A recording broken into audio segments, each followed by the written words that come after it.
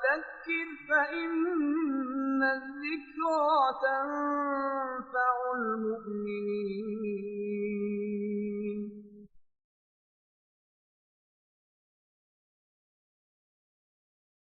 اور نصیحت کرتے رہو کہ نصیحت مومنوں کو نفع دیتی ہے. یہ عید الاضحیٰ جو قربانی کی عید ہے، لفظ قربانی کا مطلب کسی گلے پر چھری چلنا، جانور کے کسی گلے پر چھری چلنا، یہ لفظ قربانی کا مطلب نہیں ہے. ہماری زبان میں یہی سمجھا جاتا ہے کہ قربانی کا مطلب یہ جانور کو کاٹنا. آپ اپنی زندگی میں نہیں بولتے کہ بھائی کچھ قربانیاں دو گے تو کچھ کام چلے گا، تو جانور کاٹنے کی بات ہو رہی ہوتی. قربانی لفظ گلے پر چھری چلنے کو جانور کے ذبح کہتے ہیں، اور ابھی میں قربانی نہیں کہتے.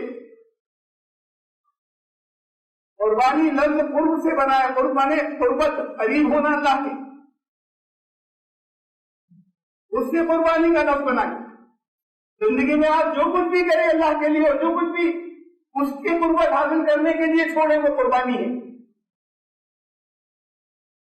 یہ قربانی جو حضرت اسماعیل اور حضرت کی قربانی کی، حضرت ابراہیم علیہ السلام نے حضرت ابراہیم کی قربانی، یہ اللہ کے قرب کا ذریعہ اس لیے بنی. قرآن میں ہے کہ یہ قرب کا اللہ کے ذریعہ بنی کہ انہوں نے حضرت ابراہیم علیہ السلام نے خواب دیکھا کہ میں اپنے بیٹے کے گلے پر چھری چلا رہا ہوں. اکلوتے بیٹے تھے اس وقت حضرت اسحاق بعد کو پیدا ہوئے، بڑھاپے میں پیدا ہوئے تھے. جب خوشخبری ملی تھی اس وقت انہیں ایک دم سے یہ کیفیت بھی دل میں آئی کہ اتنے بڑھاپے میں اولاد کیسے ہوئی. اللہ کے بڑے مقرب نبی تھے، اس درجے کے نبی خلیل اللہ کے ان کا نام لے کے آپ میں سے ہر ایک دعائیں کرتا ہے محمد رسول اللہ صلی اللہ علیہ وسلم کے لیے. اللہم صلی علی محمد وعلی آل محمد کما صلیت علی ابراہیم وعلی آل ابراہیم. اللہ ایسی رحمت نازل فرمائیے گا محمد و آل محمد پر جیسی ابراہیم و آل ابراہیم پر نازل فرمائی. یہ دعائیں آپ میں سے ہر ایک کرتا ہے ان کا نام لے کر. اس درجے کے نبی، اس درجے کے نبی انہوں نے خواب میں دیکھا. ان پر تو فرشتہ آگے بتا دیتا ہے اتنی بڑی بات ہے کہ انسان کو ذبح کرنا ہے، کاٹنا ہے، خلاف شریعت کے اعتبار سے تو خلاف شریعت ہے. اور پھر اس درجے کے نبی کیا زندگی میں دعا نہیں مانگتے رہے ہوں گے کہ اولاد ہو جائے. بڑھاپے میں ہوئی، زندگی گزر گئی 80 سال. روایات کے اندر تقریباً 80 سال کی عمر تھی، 84 سال کی. اتنی بڑی زندگی گزر گئی اور ظاہر دعا مانگتے رہے ہوں گے، یا 2 مہینے میں، 4 مہینے میں، 6 مہینے میں، سال 2 سال 10 سال بھی اگر نہ ہو. حضرت ابراہیم کی دعا 80 سال کی عمر، 84 سال کی عمر میں قبول نہیں ہوتی تھے، دعا قبول نہیں ہو رہی. یہ مایوسی کی جو بات ہے، یہ اللہ والوں کی بات یہ کہ کسی جگہ انہوں نے اللہ سے مانگا اللہ کی جو بھی مشیت، اور اللہ کی مشیت ان کے لیے ہوئی اس عمر کے اندر. بڑے اچھے تھے، بڑے نیک تھے، بڑے صالح اولاد تھی، اور خوبصورت تھے، بڑے فرما بردار تھے، اور ایسے تھے کہ اللہ کو آگے نبی بنانا تھا ان کو بھی. اس درجے کی صفات تھی. نبیوں کی زندگی بچپن سے نگرانی میں ہوتی ہے تو ظاہر ہے بچپن ہی سے حیرت انگیز اللہ کے مالک تھے حضرت اسماعیل. اب ان کے لیے خواب میں یہ دیکھ رہے کہ ان کے گلے پر چھری چلا دی. یہ بھی محبت کی بات کہ یہ بھی اللہ کے لیے اپنا سب کچھ سپرد کر دینے کی بات کہ یہ یقین ہو گیا کہ یہ اللہ کا حکم ہے. ارے انتظار کرتے، خوابوں کی تو تعبیریں بھی ہوتی ہیں، نبیوں کے خوابوں کی بھی تعبیریں ہوتی ہیں. ضروری نہیں کہ لفظی معنوں کے اندر خواب آئیں. رسول اللہ صلی اللہ علیہ وسلم کے خوابوں کی بھی جو کچھ دیکھا اس سے الگ تعبیریں ہیں. حضرت یوسف علیہ السلام نے خواب دیکھا چاند تارے سجدہ کر رہے ہیں، اس کی تعبیر تھی کچھ، کوئی تعبیر نکالتے اس کی، جس کا انتظار کرتے ہیں کہ نبی ہے ہمارے پاس تو وہی نہیں آئے گی، عام انسانوں کے پاس نہیں آتی، نبی کے پاس آتی ہے، اللہ کے پاس سے تاریخ بارہ حکم آ جائے گا کہ نہیں دفاعی کرنا ہے. اس کا انتظار نہیں کیا. یہ محبت کی عشق کی انتہا تھی، یہ سر تصویر بند کرنے کی انتہا تھی. साहबजादे को लेकर चले 3 मकामात पर, उनके दिल में वसवसा आया, शैतान ने डाला हजरत इस्माइल से बलि चढ़ाने ले जा रहे, छुरी हाथ में हो, बस्ती के बाहर गई और रस्सा भी हाथ में। उन्होंने उस ख्याल को झटका कि कभी ये शैतान के ऊपर लानत, कभी इंसानों की बलि नहीं होती। फिर आगे आया कि माहौल तो वही है, दूसरी दफा जब वसवसा आया तो फिर उस ख्याल में झटका के इंसानों की कहीं होती भी हो तो अपने अजीज तरी निकलो थे, बेटे की कुर्बानी कोई नहीं कर सकता, बलि नहीं चढ़ा सकता। ये दूसरा मकाम था जब शैतान को उन्होंने दुत्कारा। अब शैतान आखिरी फंदा लाया, फिर उसके बाद उसका कोई इस फंदे का उसके हिसाब से कोई तोड़ ही नहीं था, ऐसा हमला था। फिर उसने जो वसवसा अगला दिया वो ये कि नबी है ये, बेटे की कोई परवाह नहीं करेंगे, अगर अल्लाह का हुक्म हो गया, ये हो सकता है अल्लाह का हुक्म हो तो तुम्हारी जान गई। और फिर उन्होंने लाहौर पड़ी और फिर मैं कैसी बातें सोच रहा हूँ, अगर अल्लाह का हुक्म है तो मुझे कुर्बान खुद खुशी से हो जाना चाहिए, बजाय इसके कि मैं सोच रहा हूँ फिर तो दबा कर देंगे, तो मुझे दबा हो जाना चाहिए। अब बेटे पहचान चुके थे कि अभी बताया नहीं था, अभी वालिद ने इत्तला नहीं दी थी, उनकी समझ में आ गया था कि ये अल्लाह के नबी है और हुक्म हो गया है और ये कुर्बानी लेने ले जा रहे हैं, तो वो अपने बहन को वहां पहुंचने में पहले तैयार कर चुके। अभी इत्तला भी नहीं मिली, कुरान में है कि इत्तला तो वहां मौके पर पहुंच कर दी, वहां पहुंचकर इत्तला दी कि कहा या बोलिया ऐ बेटे इन्नी अराफिल मनामी अन्नी आप होगा, मैंने तो सोते में देखा है, समझ लो तुम पूरी बात कि डायरेक्ट कोई वही नहीं आई मेरे पास बराह रास्त, फरिश्ते कहने नहीं आए, मैंने सोते में देखा ख्वाब में इन्नी अराफिल मनामी अन्नी होगा कि मैं तुम्हें ज़बह कर रहा हूं, फंदो मादा करा, तुम नजर डालोगे इस वाक़े के ऊपर कि तुम्हें क्या नजर आ रहा है इसके अंदर। एक सेकंड, एक लम्हे के लिए तवक्कुफ नहीं किया, रुके नहीं, तो जिन्हें आगे जाकर नबी बनना था। साहबजादे ने कहा, कुरान में फौरन जवाब आया, या अबदी फरमा उमर अब्बाजान कह डाली फौरन, ये तो अल्लाह का हुक्म है और आप यकीनन मुझे साबिर पाएंगे, सतजिदुनी इंशाअल्लाह मिनस साबिरीन। और फिर कुरान भी है कि जब उन्होंने लिटा दिया और जब छुरी चलाने लगे, लिटाने के लिए अल्फाज क्या है कुरान, फलम्मा अस्लमा, यही लफ्ज़ इस्लाम है। जब वो दोनों इस्लाम पर आए, यानी उस वक्त इस्लाम की बात कर रहे थे।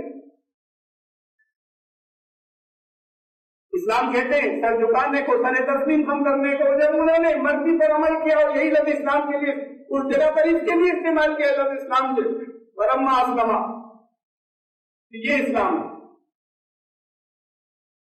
मिटाई बस सदफ तक होया, ख्वाब ही तो दिखाया था, उसे सच्चा कर दिया। ये खुद कुरान में है, ख्वाब ही तो दिखाया था, उसे सच्चा किए दे रहे। और फिर उसके बाद ऐसा जब इम्तिहान लेने वाला जो है ये इकरार कर ले कि इम्तिहान ने बड़ा सख्त ले लिया, इन आगा लवल बला, तो आज सख्त इम्तिहान ले रहे। वाह, ये अब खलीलुल्लाह का किताब मिलता है अल्लाह के दोस्त। इससे पहले कितने इम्तिहान गुजरे, ये इम्तिहान दिए, इससे पहले के गुजरने वाले इम्तिहान, उसके अंदर उनकी खुद तो थे ही, उनकी अहलियत जो उनकी तरबियत में थी, उनका मकाम ये था, ये पूरी गुजर चुका पहले, उसकी भी यादगार हज में होती है। यहाँ सही करते हैं सफा और मरवा के दरमियान में, तो उनकी अहलिया का मकाम ये था, तो नबी थे, हज़रत इस्माइल होने वाले नबी थे, कि जब छोड़कर उनको अहलिया को अपने छोटे से बच्चे के साथ में उस सहरा के अंदर जहां सैकड़ों मील तक पानी का नामो निशान नहीं था और कोई सब्जा नहीं था और कुछ खाने को नहीं था, वहां छोड़कर जब चले तो पीछे मुड़कर नहीं देखा। उन्होंने आवाज दी,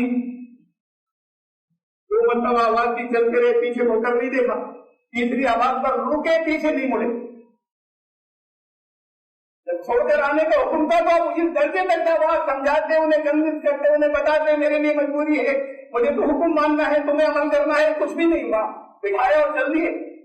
जब ऐसे चल दिए तो वो पीछे नहीं भागी, और खाली इतनी आवाज दी उन्होंने, वहां से पीछे नहीं भागी बच्चे को लेकर।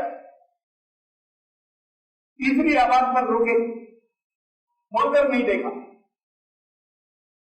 تو انہوں نے پوچھا نبی کی بیوی نے, یعنی یہ ایمان والوں کے گھروں کا ماحول.